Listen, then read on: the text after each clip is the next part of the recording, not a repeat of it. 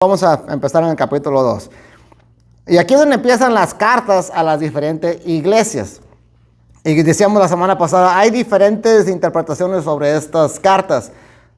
Una de dos, hay tres opciones. La primera opción es que estas son cartas literales, o sea, de veras para iglesias que realmente existían. Eran cartas para iglesias que existían en esos tiempos. Eso dicen unos intérpretes. Otros dicen que no, estas cartas dicen que es para las iglesias, pero en realidad menciona diferentes épocas de la iglesia a través de los años. Otros dicen que no, pues es una carta para hoy en día, para todos, para todas las iglesias, es universal. En mi opinión, eran cartas de veras, o sea, literalmente, para iglesias literales que existían en esos tiempos, pero como vamos a estar leyendo ahorita, también aplica para nosotros el día de hoy. Aunque era para esos tiempos, de hecho todas las cartas del apóstol Pablo, de los Corintios, eran cartas literales para gente que existía en esos tiempos, pero al leerla, pues obviamente también nos beneficiamos nosotros, también es para nosotros. Es que en el versículo 1 dice lo siguiente. Dice, escribe al ángel de la iglesia de Éfeso. Esto dice el que tiene las 7 estrellas en su mano derecha, y se pasea en medio de los 7 candelabros de oro. Conozco tus obras, tu duro trabajo y tu perseverancia. Sé que no puedes soportar a los malvados y que has puesto a prueba a los que dicen ser apóstoles, pero no lo son. Y has descubierto que son falsos. Has perseverado y sufrido por mi nombre sin desanimarte. Oiga, ¿quién es el que está hablando? Dice, el que tiene las 7 estrellas en sus manos y que se pasean en los candelabros. ¿Quién era ese? Jesús. En el versículo 1 decíamos es Jesús. Jesús es el que está hablando, el que dice, el que redacta, como quien dice, estas cartas a estas iglesias. Y aquí menciona cosas muy positivas, ¿no? De esta iglesia de Éfeso. O sea, imagínense que Jesús nos dijera a nosotros, iglesia de indios, iglesia familiar, conozco tus obras, tu duro trabajo, tu perseverancia. Uno diría, pues que bien, se sentían. Son cosas buenas, son ejemplos que uno pudiera seguir también. Dice aquí que no soportas a los malvados, y que ha puesto a prueba a los que dicen ser apóstoles, pero no lo son. Son cosas que deberíamos estar haciendo. No nomás porque venga cualquier disque profeta, o apóstol, o sanador, lo que sea, no las vamos a creer luego. La Biblia dice, de antemano decía que iban a surgir falsos profetas, iban a surgir falsos cristos. Entonces, no tenemos que poner a prueba a esas personas. Así como lo dice aquí. Dice que ha sufrido por su nombre, ha perseverado sin desanimarse. O que son cosas muy buenas que todos deberíamos de estar imitando. Pero dice que le escribe al ángel de la iglesia de Éfeso. Esa también comentamos poquito la semana pasada. O sea, cada iglesia, por decir que cada iglesia tiene un ángel. O sea, podríamos hacer esa pregunta. Dios puso un ángel a cada iglesia para cuidarnos. Tal vez, o sea, no podemos descartar. Hay una idea entre los judíos, dicen que Dios puso un ángel para cuidar de cada nación. De hecho, cuando el profeta Daniel está orando, dice que llegó el ángel Miguel. Creo que si fue el ángel Miguel o uno de los ángeles llegó y le dijo, tu oración ha sido contestada, aquí vengo.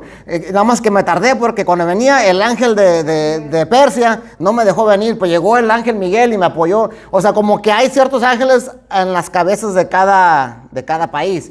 También o cada nación. También sabemos de que hay ángeles personales. ¿Se acuerdan cuando el apóstol Pedro salió de la cárcel? Dice que fue y tocó a la puerta donde se estaban quedando los demás discípulos. Y dicen que no sabían si era él o no era él, porque se supone que estaba en la cárcel. Dice que unos pensaban que era su ángel. O sea que hay cierta... Y también dicen los salmos que los ángeles de Dios acampan alrededor de los que le temen. O sea que también tenemos ángeles, se puede decir ángeles los ángeles de la guardia, se puede decir, o acá alguien tenemos ángeles que nos cuidan. Entonces, no está de más pensar que también sobre las iglesias hay ángeles que nos protegen. O sea, no está mal. Pero yo me preguntaba, ¿por qué él escribe a un ángel? O sea, ¿por qué no va a Dios o Jesús mismo y le dice, es un ser espiritual? Y una respuesta a esta pregunta es que la palabra ángel, comentamos la semana pasada, simplemente quiere decir mensajero. Viene de la palabra griega ángelos y quiere decir mensajero. Los ángeles son mensajeros de Dios. Entonces tal vez es una carta escrita al mensajero de esa iglesia. O sea, en esos tiempos recuerden que la gente no tenía Biblias como lo tenemos hoy. La gente leía las cartas en la congregación. Entonces tal vez era una carta para el mensajero, al lector de esa congregación. Ok, entonces hasta ahorita vemos todo bien sobre la iglesia de Éfeso, cosas que podemos imitar. Pero luego dice esto, dice, sin embargo, tengo en tu contra que has abandonado tu primer amor. Recuerda de dónde has caído. Arrepiéntete y vuelve a practicar las obras que hacías al principio. Si no te arrepientes, iré y quitaré de su lugar tu candelabro.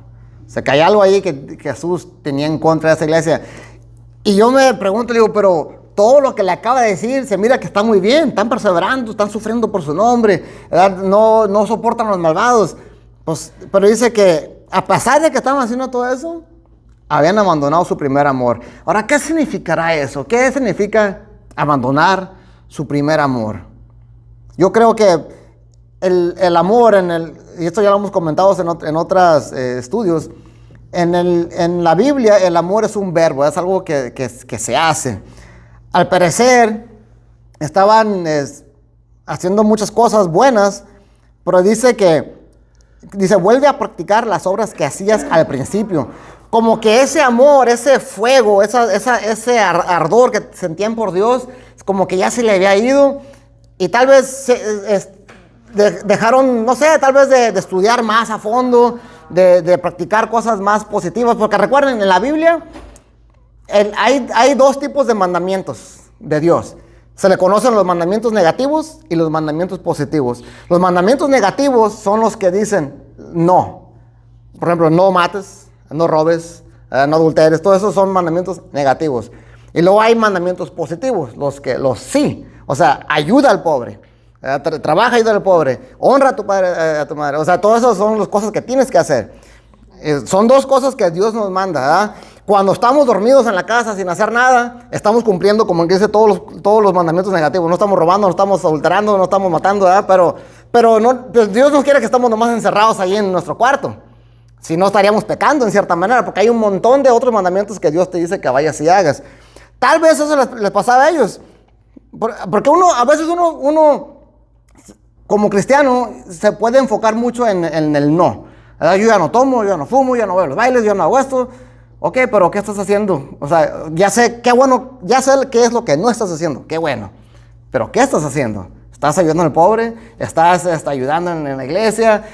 ¿Cómo tratas a tus hijos? ¿Cómo estás tratando a tus padres? ¿Cómo te comportas en tu trabajo? O sea, ¿qué es lo que estás compartiendo el evangelio? O sea, son cosas que así tenemos que hacer. Entonces, cuando se pierde el amor a Dios, nos enfocamos en las cosas del no. Ok, sigo sin matar, sigo sin robar, qué bueno. Pero si perdemos el primer amor, vamos a dejar de hacer las cosas que Dios nos manda a hacer, como compartir el evangelio, ayudar al pobre, estudiar la Biblia, meditar. Son cosas que debemos de hacer. Tal vez eso era lo que le pasó a ella. Por eso dice, vuelve a practicar las obras que hacías. Y tal vez en nuestra relación con Dios, eso es lo que hacemos. Nos enfocamos tanto en los no, pero se nos olvida los sí, lo que sí debemos hacer. Entonces que no hay que abandonar ese primer amor. Pero sigue, dice, pero tienes a tu favor que aborreces las prácticas de los nicolaitas, los cuales yo también aborrezco. Okay, ¿quiénes eran estos nicolaitas? ¿Quién sabe? Nadie sabe. Me estuve fijando en los comentarios, pero nadie sabe. Es algo que está perdido. Hay dos interpretaciones, o dos opiniones de quién era esto. Una que se basan en las palabras griegas. Estas son dos palabras griegas. La primera es Nico, que significa conquista, triunfo o victoria. La otra es laos, de donde viene la palabra laico, ¿verdad? Significa gente, multitud, pueblo. De ahí viene la palabra laico, ¿verdad? ¿Qué significa laico? La gente, ¿verdad? No son los reyes ni los presidentes, es la gente común. Entonces, se cree que los nicolaitos eran gente que se sentían superiores a la demás gente, como que tenían más acceso a Dios, ellos, que la gente, que la demás gente. Me gusta a mí cómo resume esta página. Esta es una página de judíos mesiánicos. Me gusta cómo lo explican aquí. Dice, una posible explicación, porque no se sabe, del pecado de los nicolaitas tiene que ver con el establecimiento de un clero separado que tenía un estatus especial con Dios por encima de la gente común, de los laicos. Algunos comentaristas han sugerido que los nicolaitas fueron precursores de un sacerdocio por el cual el resto de la gente tendría que pasar para varios aspectos de su relación con Dios. Es decir, confesión de pecados, interpretación de la Biblia, etcétera, etcétera. O sea que ellos tienen estatus especial. Ellos son los de arriba. Cualquier cosa que tienes con Dios, tienes que pasar por mí. ¿Quieres orar? Vengo por mí. ¿Quieres perdón? Ven hacia mí, yo te doy perdón. ¿Quieres interpretación de la Biblia? Ven hacia mí. Como que tal vez se cree, una sugerencia, una explicación de tal vez qué era este pecado. Y eso se basa en las dos palabras griegas, nicolaitas. La otra explicación la vamos a dar en el versículo 14 porque se vuelve a repetir esta palabra. Pero esta es la primera explicación. Dice, el que tenga oídos, que oiga lo que el Espíritu dice a las iglesias. Y ahí es donde yo digo, ok, la carta era para la iglesia de Éfeso, pero en realidad dice, el que tenga oídos, que oiga lo que el Espíritu dice a las iglesias. O sea que también es para nosotros. ¿Quién aquí tiene oídos? Pues todos, ¿verdad? Dice, el que salga vencedor le daré derecho a comer del árbol de la vida que está en el paraíso de Dios. Ahora esto de que el que tenga oídos que oiga, eso lo repite también Jesús en varias partes cuando él está haciendo las parábolas. Dice, el que tenga oídos que oiga. Y decíamos, ¿qué significa eso? Pues es en inglés dice figure of speech, ¿no? ¿Cómo es en español? Una expresión idiomática tal vez de los judíos. En español nosotros decimos, no hay más ciego que el que no quiera ver. Es una expresión que tenemos, que es obvio, pero simplemente no lo quieres ver, entonces eres un ciego. Así es algo parecido, o sea, escucha y pon atención y haz caso, es lo que está diciendo. Y al que salga vencedor, pues le daré derecho a comer del árbol de la vida. ¿Qué es eso? Pues la vida eterna. Dice que está en el paraíso de Dios. Este árbol de la vida, pues lo más probable que es el mismo árbol, tal vez, quién sabe, de Génesis 3:24. ¿Se acuerdan lo que pasó ahí en el Génesis 3:24? Dios había puesto el árbol de la vida. Cuando el hombre pecó, dice que los expulsó del paraíso. Dice, luego de expulsarlo, puso al oriente del jardín del Edén a los querubines y una espada ardiente que se movía por todos lados para custodiar el camino que lleva al árbol de la vida. O sea, ese árbol de la vida nadie tiene acceso ahorita a él. Pero vamos a tener acceso los que salgamos vencedores. O sea, me gusta decir vamos porque me quiero incluir. Pero, o sea, los que salgamos vencedores, o los que salgan vencedores, por fin van a tener ese acceso a ese árbol de la vida. Ahora, ¿dónde está este paraíso? ¿Estaba literalmente aquí en la tierra? Ese es otro debate. Unos dicen que sí, otros dicen que no, que era figurativo. ¿Quién sabe? Pero el chiste es que ahorita nadie tiene acceso a él. Al final, en el Apocalipsis 21, dice que este paraíso o este lugar va a bajar. Dice que va a bajar del cielo. Tal vez Dios se llevó a esta parte, no sé qué pasó. Por eso es que ya no está en la tierra, pero Dios va a volver a bajar. Dice, aquí lo puse, en Apocalipsis 21:2. Dice, además vi la ciudad santa, la nueva Jerusalén, que bajaba del cielo, procedente de Dios, preparada como una novia hermosamente vestida para su prometido. Y ahí es donde va a estar el paraíso, ahí es donde va a estar el árbol de la vida y todo esto. ¿Y quiénes son los que van a tener acceso? Los que salgan vencedores. ¿Los que venzan qué? ¿Los que venzan qué? Bueno, pues aquí el contexto es los que no pierdan el primer amor. Viene ahí, ese es la advertencia. Hey, no pierdas el primer amor. El que salga vencedor le voy a dar esto, como que se refiere a eso. Ok, entonces eso es lo que dice a Éfesos. Dice aquí, sigue, escribe al ángel de la iglesia de Esmirna. Esto dice el primero y el último, el que murió y volvió a vivir. Obviamente está hablando de Cristo. Dice, conozco tus sufrimientos y tu pobreza. Sin embargo, eres rico. Sé cómo te calumnian los que dicen ser judíos, pero que en realidad no son más que una sinagoga de Satanás. No tengas miedo de lo que estás por sufrir. Te advierto que algunos de ustedes el diablo los meterá en la cárcel para ponerlos a prueba y sufrirán persecución durante 10 días. Sé fiel hasta la muerte y yo te daré la corona de vida. Ok, otra vez, parece que aquí es una advertencia. Dice que conozco tus sufrimientos y tu pobreza, sin embargo eres rico. Eso quiere decir que mundanamente, tal vez eran pobres, eran humildes, no tenían dinero, pero eso sabemos que de nada sirve aquí en la tierra, ¿verdad? Lo que tenemos que cultivar son riquezas celestiales, ¿se acuerdan? Dice en Mateo 6, dice Jesús, dice, no acumulen para sí tesoros en la tierra, donde la polilla y el óxido destruyen, y donde los ladrones se meten a robar. Más bien, acumulen para sí tesoros, ¿en dónde? En el cielo, donde ni la polilla ni el óxido carcomen, ni los ladrones se meten a robar. Porque donde esté tu tesoro, ahí también estará tu corazón. O sea que estos eran pobres aquí en la tierra, pero dice que eran ricos en el cielo. Yo sé que eres rico, o sea que ellos sí habían atesorado mucho tesoro en el cielo. Nosotros ¿qué estamos haciendo?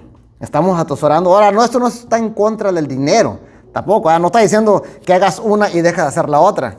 Lo que está diciendo es que te enfoques más en los tesoros del cielo. Eso es lo que es importante. Si estás haciendo eso, pues está bien, aunque tengas dinero, aquí no es malo, pero enfócate en tener tesoros en el cielo. Luego dice que no tengas miedo a los que te calumnian, los que se dicen ser judíos. También aquí, ¿qué quiere decir eso de ser judíos? Al parecer había gente que se hacía pasar por judíos y que realmente no eran. ¿Se acuerdan que en las cartas de Pablo, él está en contra de una doctrina que dice que tenían que decir a los gentiles que se circuncidaran, que hicieran esto, que hicieran lo otro, y él estaba 100% en contra, ¿verdad? Al parecer esta doctrina agarró fuerza, ¿verdad? Y empezaron a crecer. Y estas personas tal vez se decían judíos, oh, mira, yo estoy más cerca de Dios que tú, y tal vez los calumniaban. Dicen, no, que judíos ni que nada. Estos son una sinagoga de Satanás. Hoy en día hay gente así. Yo miraba en la internet donde hay gente que dicen que ellos son judíos, que son de la tribu de quién sabe qué, son de las tribus perdidas, y se creen judíos, cuando en realidad no lo son. Los que son judíos ni los aceptan. Pero ellos se creen judíos porque ya hacen cosas de la ley, se circuncidan y guardan esto, guardan el otro, y ya se consideran que son judíos, dicen ellos que son judíos verdaderos. Pero no, en realidad no son judíos. Estas personas, ahora dice que eran de la sinagoga de Satanás. O sea que al parecer Juan está 100% en contra de estas personas, al igual que Pablo. Porque ¿qué era lo que hacían estas personas?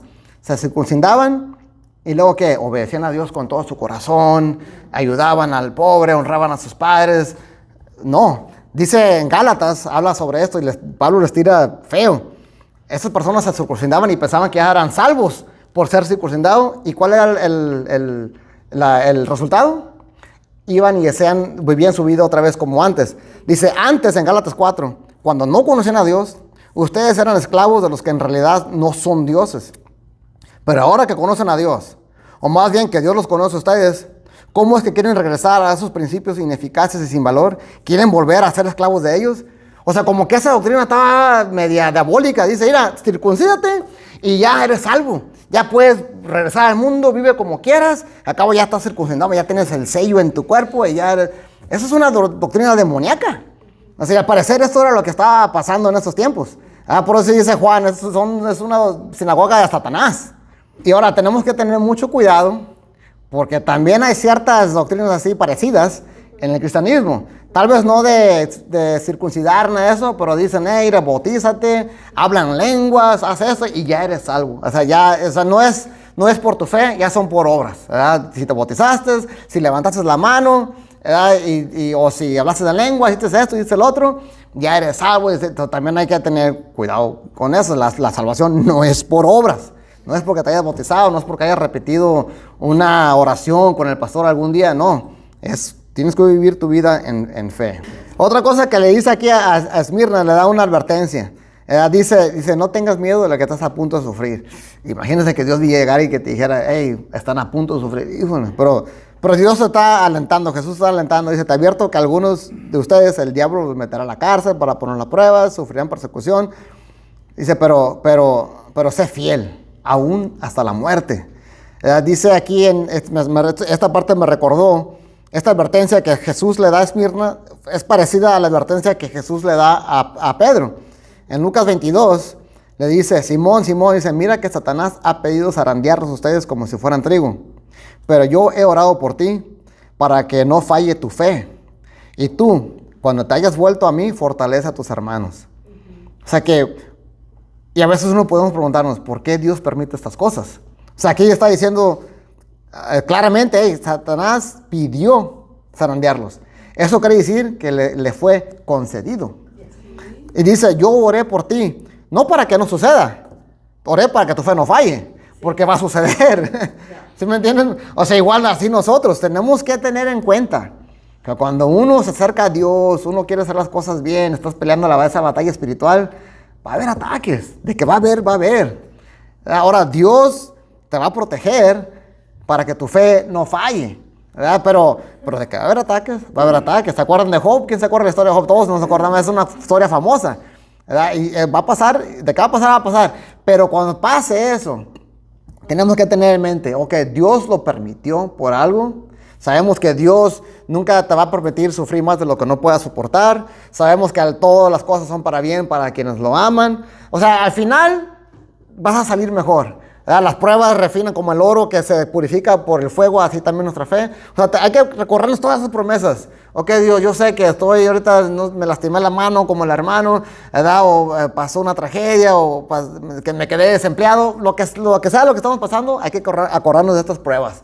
Ok, pero al final voy a ser mejor, hay que mantenernos fiel. Eso es lo que le dice aquí, sé fiel. Eso es el mandato. Muchos hermanos de nosotros a través de la historia han sido fieles hasta la muerte, también nosotros podemos hacerlo, ¿verdad? Y esto lo he comentado en varias ocasiones. O sea, tal vez en este país ahorita no es persecución así tanto para hasta la muerte, pero si un día nos llegara a pasar, pues tenemos que estar preparados. Ahorita vamos a hablar más de eso porque lo dice también en otra parte.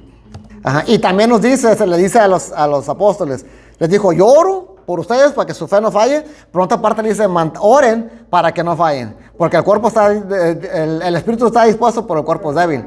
O sea, que Él está orando por nosotros, pero eso no quiere decir que nosotros no vamos a orar. Él está orando por mí, pues ya con eso no. También nosotros hay que mantenernos en oración. Y repita, el que tenga oídos que oiga lo que el Espíritu dice a las iglesias. El que se haga vencedor no sufrirá daño alguno de la segunda muerte. No de la primera muerte, de la segunda muerte. ¿Qué es la segunda muerte? Es la última muerte. Ahorita, al final de Apocalipsis mencionan que es la segunda muerte, pero ahorita nomás como una probadita. Recuerden, todos vamos a resucitar. Todos. Injustos, justos e injustos. Dice en Hechos 24:15, cuando Pablo estaba defendiéndose ante, creo que era Félix, dice, tengo en Dios la misma esperanza que estos hombres profesan, de que habrá una resurrección de los justos y de los injustos. Todos vamos a resucitar. ¿Por qué? Porque todos vamos a compadecer ante Cristo. Tenemos que resucitar para compadecer para estar en el juicio. Entonces, ¿qué va a pasar con los que son injustos? Van a volver a morir. ¿Sí me entiendes? Esa es la segunda muerte. Dice aquí en Apocalipsis 20, ya cuando lleguemos ahí vamos a hablar más. Dice que el mar devolvió a sus muertos, la muerte y el infierno devolvieron los suyos. O sea, esa es la resurrección. Cada uno fue juzgado según lo que había hecho. La muerte y el infierno fueron arrojados al lago de fuego. Este lago de fuego es la segunda muerte. Aquel cuyo nombre no estaba escrito en el libro de la vida, era arrojado al lago de fuego, o sea, a la segunda muerte. Sí, volvió a resucitar, pero volvió a morir. O sea, él murió 2 veces.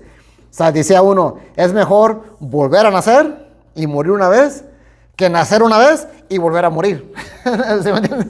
Entonces, nacer 2 veces y morir una, a nacer una y morir 2 veces. Ok, vamos a seguir. Dice, escribe al ángel de la iglesia de Pérgamo. Esto dice el que tiene la aguda espada de 2 filos. Es Cristo otra vez, ¿verdad? Dice, sé dónde vives, ahí donde Satanás tiene su trono. Sin embargo, sigues fiel a mi nombre. No renegaste de tu fe en mí, ni siquiera en los días en que Antipas, mi testigo fiel, sufrió la muerte en esa ciudad donde vive Satanás. Ok, pues qué tan feo era Pérgamo, que ahí era su trono de Satanás. Pues quién sabe, ¿verdad? Que no me quiero ni imaginar. Pérgamo, había una parte, se cree que este trono de Satanás se refiere algo que le llamaban Acrípolis, así creo que se llama Acrípolis. Era un lugar donde había un montón de templos para los diferentes dioses. Y aquí están todas las ruinas. Era un solo lugar, pero era un lugar grande. Acrópolis, pero era un montón de diferentes templos. Como que ahí querías ir a adorar a todos los dioses, vean la Acrópolis, ahí están todos los dioses. Esta es una representación más o menos de cómo se podría haber visto. Ahí están todos los templos de diferentes dioses, por eso ese es el trono de Satanás, ahí están todos los dioses. Pero ahorita ya nada más se arruina. Sin embargo, esa es la palabra, sin embargo, estamos en medio de una sociedad bien que va de mal en peor. Ayer estaba viendo en México, ¿se acuerdan otra vez que puse una política en España que estaba abogando para legalizar la pedofilia? ¿Se acuerdan que los niños tienen derechos a practicar su sexualidad con quien ellos quieran? Ok, pues ayer estaba viendo una política en México diciendo lo mismo, que los niños tienen el derecho de practicar su sexualidad con quien ellos quieran.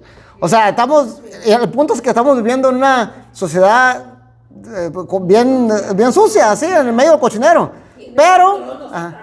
Pero, ¿qué dice aquí? Sin embargo, nosotros sí, hay que seguir fiel a su nombre. Dice que no renegaste tu fe en mí, ni siquiera en los días de Antipas, mi testigo fiel. No se sabe quién era Antipas, también tuve en los comentarios, no se sabe quién era él, pero al parecer él sufrió la muerte, ¿verdad? De hecho, esta palabra testigo viene de la palabra griega martus, que significa mártir. Testigo, testimonio significa mártir, de ahí viene el ser mártir. O sea, un testigo de Dios, o sea, si queremos realmente ser testigos de Jehová, como realmente se tiene que ser, tenemos que estar dispuestos a morir. O sea, como dije hace rato, a lo mejor nunca nos llega, a lo mejor no hay persecución, pero tú ya tienes que hacer la decisión desde ahorita de estar dispuesto a morir. Eso sí lo tienes que hacer desde ahorita. Recuerden lo que le dijo Jesús a sus discípulos. Luego dijo Jesús a sus discípulos: si alguien quiere ser mi discípulo, tiene que negarse a sí mismo, tomar su cruz y seguirme. Porque el que quiera salvar su vida, la perderá. Pero el que pierda su vida por mi causa, la encontrará. ¿De qué sirve ganar el mundo entero si se pierde la vida? ¿O qué se puede dar a cambio de la vida? O sea, aunque no nos toque morir por él ahorita, necesitamos tener esa mentalidad de estar dispuestos a. Ahora, Dios va a conocer tu corazón, ¿verdad? Yo quiero decir que yo sí estoy dispuesto. Ojalá que nunca pase, ¿verdad?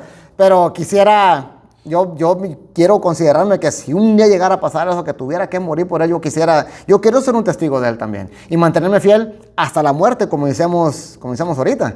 Entonces, cada uno tiene que tomar esa decisión. ¿Estarías dispuesto a morir? ¿Estarías dispuesto a sacrificar a tus hijos? Eso todavía es más fuerte. Uno diría, que me maten, que me torturen, yo muero por Dios. Pero que torturen a tus hijos, que mueran a tus hijos, o la familia, ahí ya. Ok, vamos a seguir, dice. Bueno, pero sigue aquí, no obstante, tengo unas cuantas cosas en ti contra. Órale. Que toleras ahí a los que se aferran a la doctrina de Balaam, el que enseñó a Balac a poner tropiezos a los israelitas, incitándolos a comer alimentos sacrificados a los ídolos y a cometer inmoralidades sexuales. Toleras a sí mismo a los que sostienen la doctrina de los nicolaitas. Ahí otra vez vuelven a mencionar. Ok, ahora esto sí bien interesante también, ¿verdad? Tienen algo contra ellos, que toleran a estas personas. ¿Quién era Balaam? ¿Se acuerdan la historia de Balaam? Sí. Decía que Balac lo había contratado para maldecir. ¿Y qué pasaba? Puras bendiciones. Y le dijo, Balac, sorry, yo estoy tratando de maldecir, pero salen puras bendiciones de mi boca. Y luego, ¿cuál fue la idea? ¿Qué fue la idea que se ingenió Balaam? Mándale mujeres. Dijo, mira, Balac, no puedo maldecirlos. Pero mira, ya sé. Mándale mujeres y ellos solitos se van a maldecir. Esa protección que Dios tiene, solitos se va a quitar, mándales mujeres. Entonces, ¿qué pasó? El pecado que cometieron los israelitas, solitos se quitaron. Ahora, estábamos hablando una vez eso estábamos hablando de que la brujería y que le habían hecho un trabajo a unas personas y estábamos hablando de cosas así, y que las limpias y que si yo creo en eso. Le digo, pues yo sí creo que haya maldiciones y todo eso. Le digo, pero lo que no creo o lo que no se debería hacer es ir a hacerse limpias. ¿Cuál es la mejor protección? Ser fiel a Dios. Mientras tú seas fiel a Dios, te puedes hacer todas las brujerías, todos los encantos, todos los amarres, lo que sea te puedes hacer y no te va a pasar nada. Porque estás viviendo una vida fiel a Dios. Ahora, estás cubierto desde su protección. Como Balaam, que queríamos decir, nada pasaba. Pero ¿qué pasa? Dice, cuando uno empieza a pecar, solito se quita esa protección. Pero aquí interesantemente que la iglesia de Pérgamo no practicaba esas cosas. Simplemente toleraban a los que hacían estos. No les decían nada. ¿Verdad? Y eso también es bien, se puede decir, sensible en las iglesias. O sea, el pastor tal vez pueda ver gente haciendo cosas, haciendo esto, bueno, no voy a decir, no voy. O el pastor hacerlo y la gente no dice nada. Pobrecito, no se vaya a ofender el hermano, no, la hermana no se vaya a ofender. Ajá, no se vaya que se vaya a otra iglesia. Ajá, eso es el error que cometemos en muchas iglesias. El tolerar, o sea, dice, bueno, yo no lo hago, yo estoy viviendo bien, ella sabrá. No, no hay que tolerar, eso es otra cosa que es bien difícil. Ahora, los nocalitas, ¿cuál era la doctrina de los nocalitas? Esa es la otra explicación que es parecida a la doctrina de Balaam.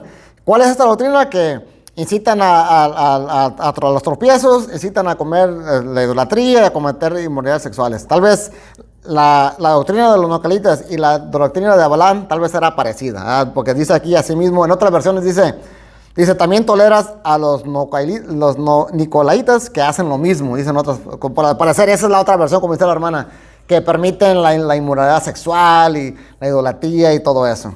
Pero bueno, aquí el punto es que no toleres. O sea, la tolerancia es lo que tiene Dios en contra de esta iglesia. Y sabemos que era algo parecido que Pablo le dijo a los corintios. Que él le dijo cuando había uno allí que tenía relaciones con su madrastra. Dice, ya es del dominio público que haya entre ustedes un caso de inmoralidad sexual que ni siquiera entre los paganos se tolera. A saber que uno de ustedes tiene por mujer a la esposa de su padre.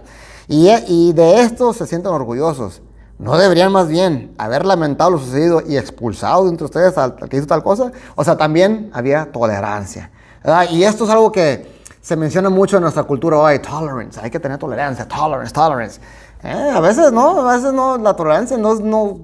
Bueno, al menos aquí en la iglesia, ¿verdad? En el mundo es otra cosa, pero aquí en la iglesia, tolerance no es una doctrina que a Dios le guste.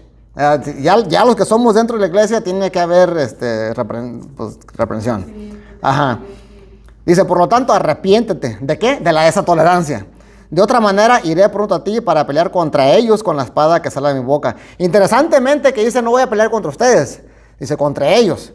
Porque recuerden, si tú toleras estos pecados, los que se van a perder van a ser ellos. Ellos son los que van a perder.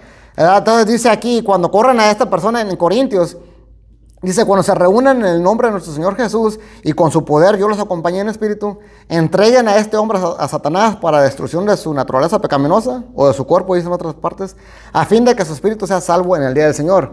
Por eso no hay que ser tolerantes, para que ellos puedan llegar a ser salvos. Pero también el tolerante se puede perder, no por permitir. Bueno, aquí está diciendo específicamente a estas personas, dice, voy a ir. Y dice, como dice, iré pronto a ti para pelear contra ellos. O sea, aquí se está enfocando en ellos. Dice, no sé tolerante por ellos, para que repréndelos para que en el día del juicio sean salvos. Si no, pues ya cuando venga Jesús va a ser too late. Va a ser too late, entonces ya van a estar fritos. Entonces, con tal de ser nice, que no se ofenda el hermano, no le dice nada, va a ser peor porque va a terminar en el infierno. Ese es el riesgo de ser muy tolerante. O sea, Pero al tolerante no le va a pasar nada. No, pues también dice arrepiéntete, me imagino que también va a haber. Aquí no dice, pero yo creo que sí, sí. Sí, porque estás pecando. En Ezequiel, no lo puse aquí, pero en Ezequiel dice cuando pone el ejemplo de la atalaya, ¿se acuerdan de esa parte? Dice, sí, cuando viene el enemigo y la atalaya no toca la trompeta, va a llegar el enemigo y va a destruir a todos, pero ¿quién va a ser responsable? Por no tocar la trompeta. Dice, en cambio, viene el enemigo, toca la trompeta y ellos te escuchan y no hacen caso, de todos los van a matar, pero ya tú de perdida, ya que te lavaste las manos porque tú tocaste la trompeta. O sea que sí también hay consecuencias. Bueno, y luego dice, otra vez, el que tenga oídos, que oiga lo que el Espíritu dice a las iglesias. Al que salga vencedor le daré el maná escondido y le daré también una piedrecita blanca en la que está escrito un nombre nuevo que solo conoce el que lo recibe. Ok, entonces ese maná, hay un maná escondido. ¿Se acuerdan cuál era el maná que caía del cielo? ¿Se acuerdan? Ahora, ¿dónde está ese maná escondido? Pues, quién sabe. Hay una tradición interesante entre los judíos. Dicen que, aquí lo voy a poner aquí, lo puse en el Jewish Commentary, comentario judío. Dicen esto, hay una tradición judía, dice, cuando el primer templo fue destruido, Jeremías, o un ángel, depende de la tradición, rescató el arca con su olla de maná, porque se acuerdan que dentro del arca habían puesto un pedazo de maná, que todo el maná que rejuntaban, si rejuntaban de más, se echaba a perder, pero este maná nunca se echó a perder, siempre se quedó ahí. Dice que rescató el arca con su olla de maná y están siendo guardados para los días del Mesías, cuando el pueblo de Dios vuelva a comer maná. Juan aquí usa el lenguaje de tales tradiciones para mostrar que los creyentes en él serán admitidos en el banquete mesiánico, o sea, en la cena de la boda del Cordero. O sea, aquí tal vez usó esa tradición, pero hay un maná que Dios tiene guardado, escondido, para los que van a ser salvos. Ajá. Y tal vez sea similar al árbol de la vida, o sea, todo eso está guardado para los que salgan vencedores. Y en Cristo somos, ¿qué? Más que vencedores. Ok, esta es la última iglesia de aquí de esta sección. Dice, escribe al ángel de la iglesia de Tiatira. Esto dice el Hijo de Dios, el que tiene ojos que resplandecen como llamas de fuego y pies que parecen bronce al rojo vivo. ¿Qué dice? Dice, conozco tus obras, tu amor y tu fe, tu servicio y tu perseverancia. Y sé que tus últimas obras son más abundantes que las primeras. Otra vez, puras cosas buenas. Que Dios diga eso de nosotros. También. Pero, sin embargo, tengo en tu contra que toleras otra vez. Esa es otra iglesia. Dice que toleras a Jezabel, esa mujer que dice ser profetiza. Con su enseñanza engaña a mis siervos, pues los induce a cometer inmoralidades sexuales y a comer alimentos sacrificados a los ídolos. Le he dado tiempo para que se arrepienta de su moralidad, pero no quiere hacerlo. Ok, otra vez, la tolerancia. Ahora, esta Jezabel, ¿quién era Jezabel? ¿Se acuerdan? Del rey Ahab. ¿Y qué era lo que hacía esta mujer? Ella, era dominante, pero la adoración a Dios, como que hubo una mezcla entre la adoración de los judíos con los paganos. Adoraban mucho a Baal, tenían sacerdotes de Baal. Pero si leemos bien el Antiguo Testamento, Reyes específicamente, dice que estas personas, los judíos en esos tiempos, adoraban a Jehová y adoraban a estos dioses. Dice que en el mismo templo de Jehová tenían dioses, a Zeus y a Molec, todos esos dioses. Como que empezó a haber una mezcla, ¿verdad? Entonces, al parecer, cuando dice aquí inmoralidad sexual y comer alimentos sacrificados sobre los ídolos, el adulterio y la inmoralidad sexual también se puede decir espiritualmente, habla de cuando somos infieles a Dios. Cuando empezamos a mezclar, tenemos un pie aquí con Dios, pero un pie acá en el mundo, en el paganismo. Eso era lo que hacían en el Antiguo Testamento. Y ahora, el ser infiel espiritual es eso. Dice en Jeremías 3, dice Dios, ¿has visto lo que ha hecho Israel, la infiel? Se fue a todo monte alto y allí, bajo todo árbol frondoso, se prostituyó. Yo pensaba que después de hacer todo eso, ella volvería a mí. Está hablando Dios, pero no lo hizo. Esto lo vio su hermana, la infiel Judá, y vio también que yo había repudiado a la apóstata a Israel y que le había dado carta de divorcio por todos los adulterios que había cometido. No obstante, su hermana, la infiel Judá, no tuvo ningún temor, sino que también ella se prostituyó. Como Israel no tuvo ningún reparo en prostituirse, contaminó la tierra y cometió adulterio al adorar ídolos de piedra y de madera. A pesar de todo eso, su hermana, la infiel Judá, no se volvió de mí de todo corazón, sino que solo fingió volverse. Imagínense, fingió volverse. O sea, aquí el adulterio es algo simbólico con nuestra infidelidad a Dios. ¿Recuerdan que decíamos qué significa fiel? ¿Qué significa tener fe? Tener fe, fidelidad. O sea, tu falta de fe es ser infiel a Dios. Empiezas a coquetear acá con el mundo, empiezas a coquetear con los otros dioses, con otras cosas. Y aquí yo me puse a pensar, porque tenemos que tener cuidado con eso de no mezclar las cosas de Dios con los paganos. Yo me acuerdo cuando estuve estudiando sobre nuestras tradiciones que hay en Estados Unidos, como el Halloween, la Navidad, todo eso. Hay muchas personas que no celebran la Navidad. Yo, de hecho, en un tiempo estuve muy dudoso en eso. Híjole, pues son cosas que históricamente eran festividades para dioses paganos. Y llegó la iglesia y con tal de no quitar todo, vamos a agarrarlo, vamos a mezclarlo. Y ya Easter ya hace una mezcla con la diosa Ishtar. En Navidad también, en esta fecha se celebraba al dios del sol, Saturnalia, no recuerdo cómo se llamaba. Pero hay muchas mezclas. Y ahí es donde yo digo, ¿qué tanto podemos mezclar? O está bien mezclado. O sea, Hay cosas que está bien difícil. Pero bueno, eso es una cosa que tal vez podemos pensar. Lo que sí hace mucha gente, que no deberíamos hacer, es ya, por ejemplo, cuando tienen que la Santa Muerte y que tienen que el Malverde, y tienen esto, tienen lo otro, que esas cosas que eso sí de a tiro no deberíamos hacer. De hecho, había un Dios que sacrificaban a sus hijos, a sus bebitos. Ajá. ¿Sí? ¿Sí? A sus propios bebés los sacrificaban. Dicen que lo ponían en un toro, que le prendían fuego a ese toro de metal. Cuando estaba el rojo vivo, ponían al niño que lo tenían así.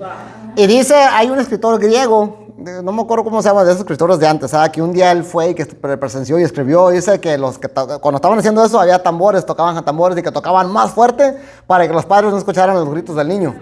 Ajá, y que tocaban más fuerte. Ajá. Ahora digo yo, ¿cuántas iglesias hay ahorita en este momento que apoyan el aborto? Sí, claro. Es lo mismo. El aborto hoy en día es un sacrificio. El sacrificio a la comodidad. El sacrificio a lo económico. Porque otras mujeres dicen, no, es que no puedo porque no le puedo dar la vida. Y todo tengo que ir a la escuela, mi trabajo, mi carrera, esto y el otro. Es un sacrificio a la comodidad. Y muchas iglesias lo apoyan. Métete en internet, va a haber muchas iglesias que apoyan el aborto. O sea, ahí ya estamos hablando de esto. Por eso la voy a postrar en un lecho de dolor, o sea, esta Jezabel, y a los que cometen adulterio con ella los haré sufrir terriblemente, a menos que se arrepientan de lo que aprendieron de ella. A los hijos de esa mujer los heriré de muerte. Así sabrán todas las iglesias que yo soy el que escudriña la mente y el corazón, y a cada uno de ustedes los trataré de acuerdo a sus obras.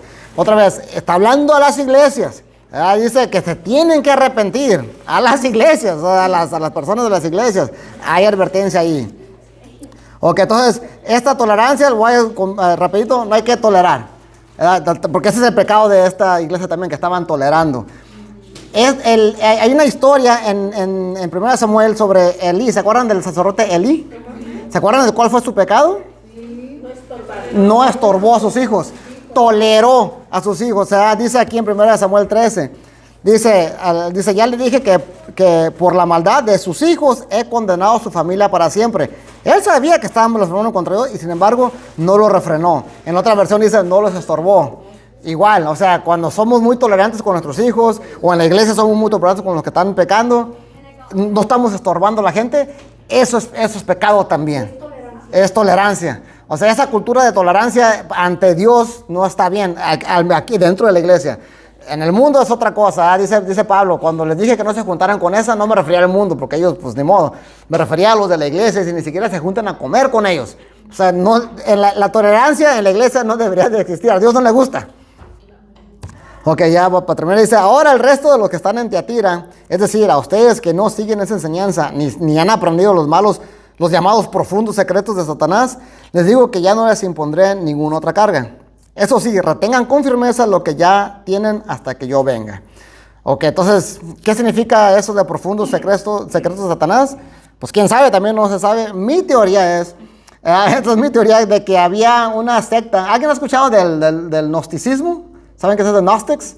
Hay una...